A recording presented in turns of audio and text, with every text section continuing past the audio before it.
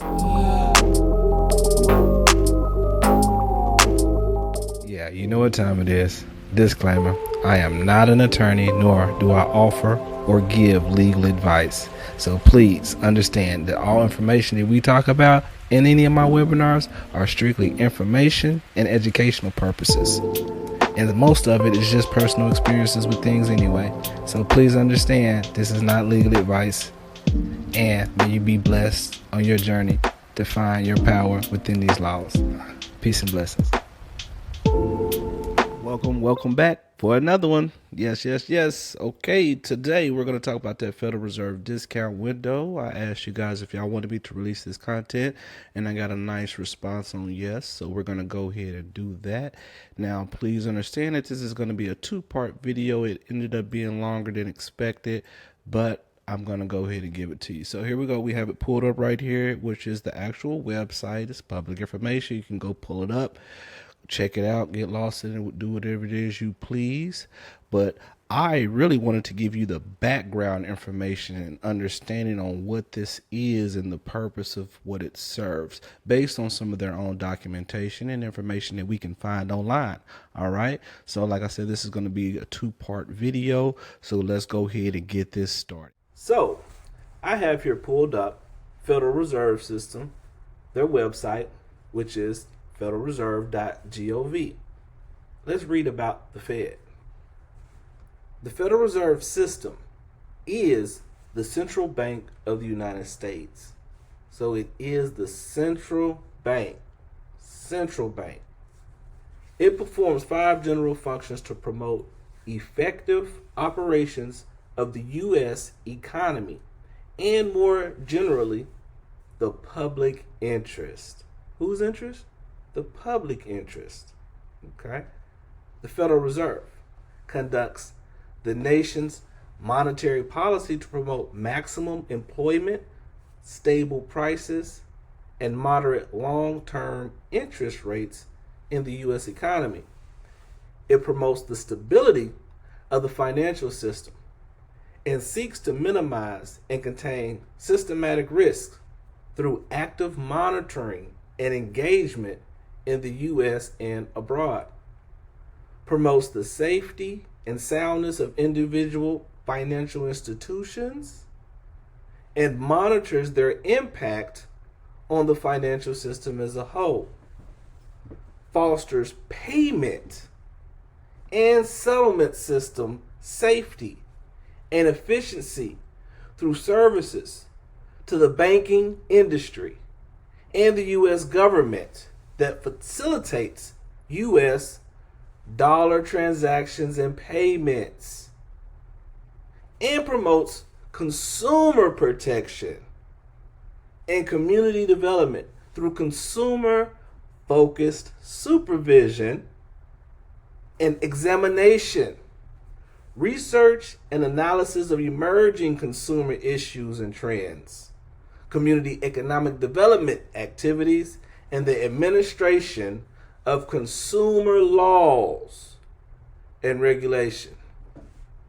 Okay, that says a lot about the Fed. So this is why we're starting here, because they run the show. They lay down the rules and foundations of the finances of the United States. So let's continue.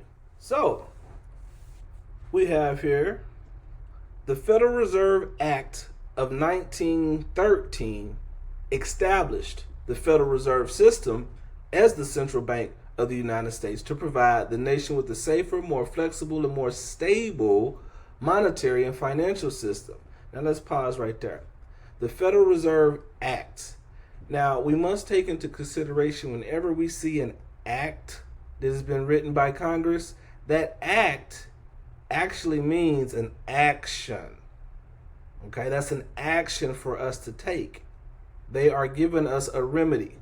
All right, so make sure we pay attention whenever we hear that word act, what that actually means.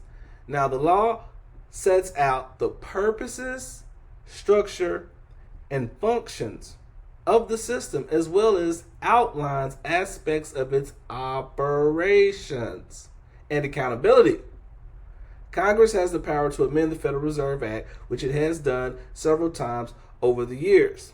The completed act, the complete act, as amended, is provided here by section. All right, so we have several different sections of this, and I'm going to, like I always do, strongly suggest that you read through these sections in your own time, begin to learn how the system operates. All right, but right now, I'm going to take you down here to section 16, notes issued. And we're going to start here. Section 16, note issued. 1.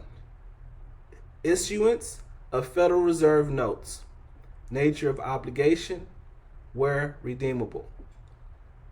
Federal Reserve notes to be issued at the discretion of the Board of Governors of the Federal Reserve System for the purpose of making advances to Federal Reserve banks through the Federal Reserve agents as hereinafter set forth, and for no other purpose are hereby authorized. Okay, let's take that in for a second.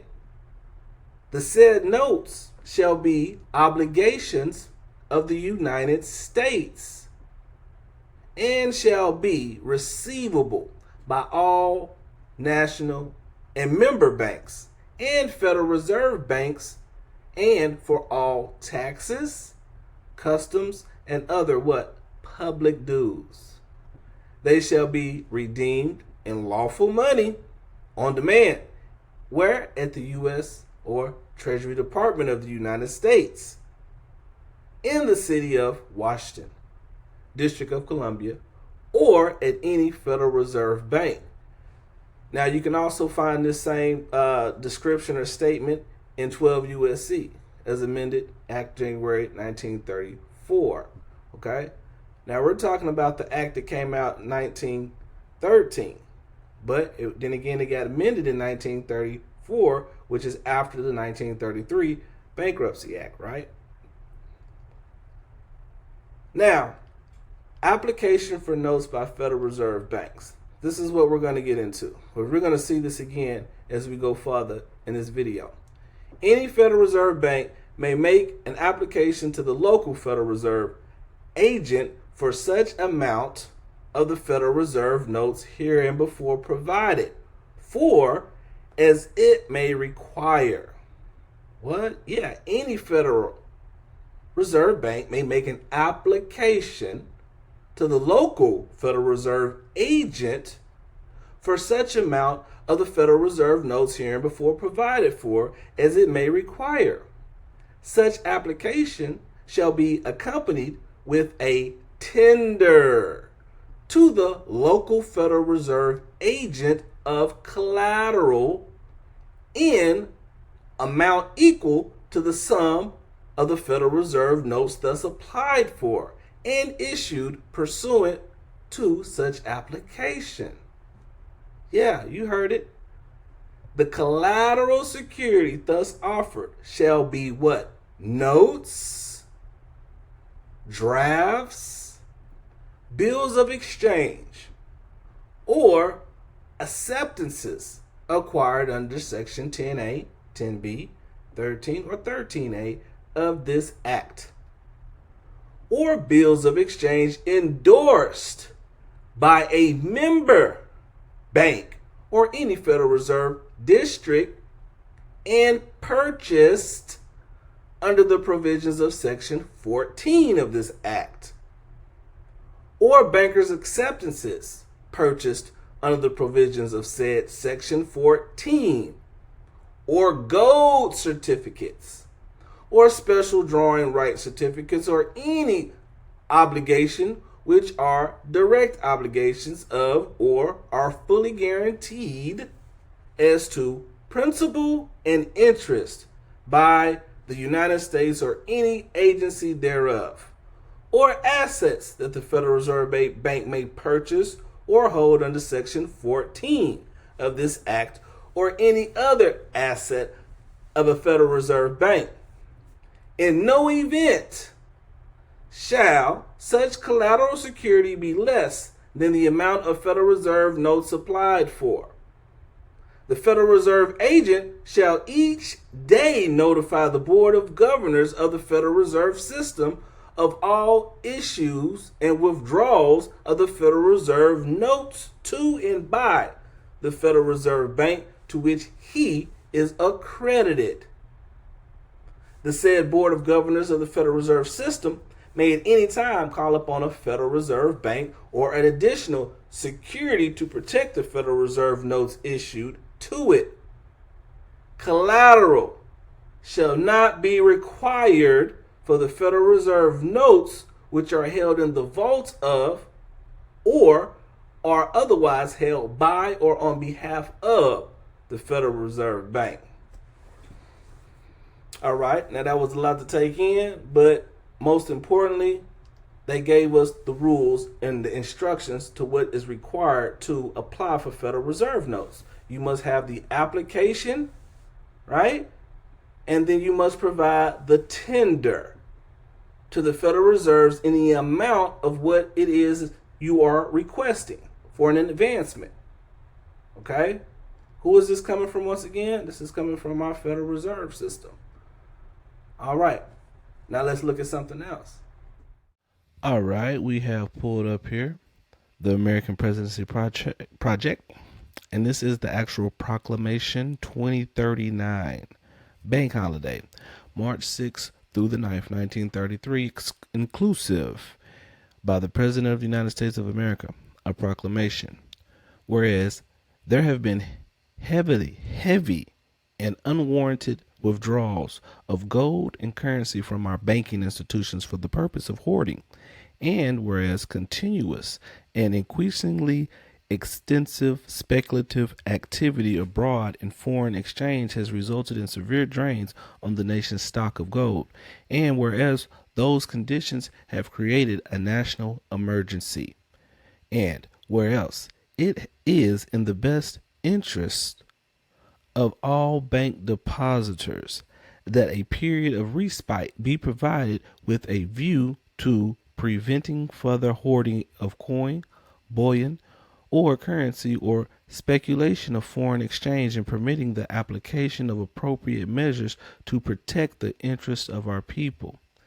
And whereas it is provided in Section 5B of the Act of October 6, 1917, 40 Stat 411, as amended, that the President may investigate, regulate, or prohibit under such rules and regulations as he may prescribe, by means of licenses or otherwise any transaction in foreign exchange, and for the export, hoarding, melting, or earmarking of gold or silver coin or bullion or currency.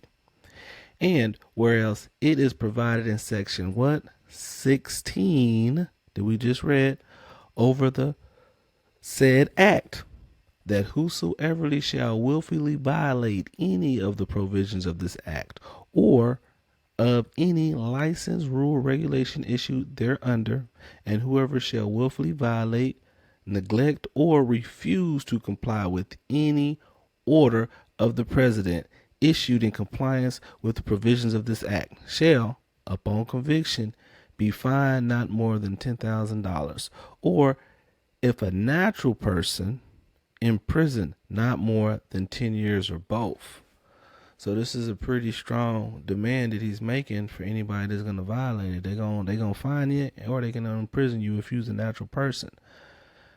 Now, therefore, I, Franklin D. Roosevelt, President of the United States of America, in view of such a national emergency and by virtue of the authority vested in me by said act, and in order to prevent the export, hoarding, or earmarking of gold or silver coin or bullion or currency, do hereby proclaim, order, direct, and declare that from Monday, the 6th day of March, to Thursday, the 9th day of March, 1933, both dates inclusive, shall be maintained and observed by all banking institutions and all branches thereof located in the United States of America, including the territories and insular possessions, a bank holiday and that during said period all banking transactions shall be suspended.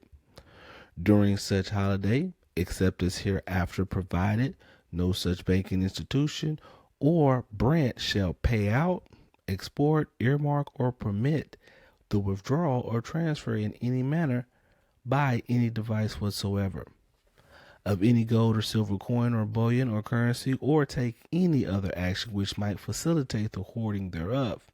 Nor shall any such banking institution or branch pay out deposits, make loans or discounts, deal in foreign exchange, transfer credit from the United States to any place abroad, or transact any other banking business whatsoever.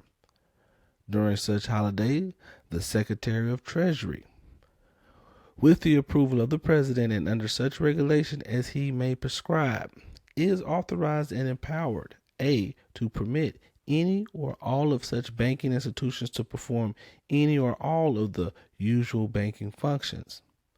B, to direct, require, or permit the issuance of clearinghouses certificates or other evidences of claim against assets of banking institutions.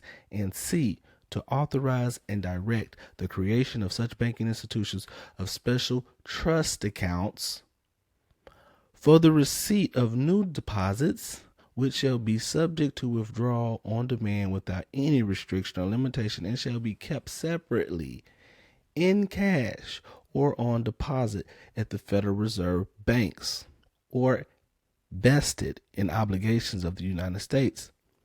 As used in this order, the term banking institutions shall include all Federal Reserve banks, National Banking Association, banks, trust companies, savings banks, building and loan associations, credit unions, or other corporations, partnerships, associations, or persons engaged in the business of receiving deposits, making loans, discounting business paper, or transacting any other form of banking business.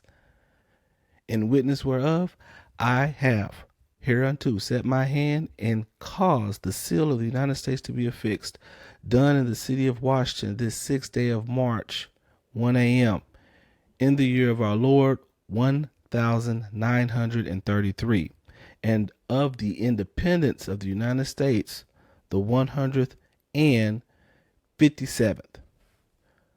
And this is Franklin D. Roosevelt by the President, Cordell Hull, Secretary of State. All right, so this is out the proclamation of 2039. Now let's let that marinate while we go on to the next.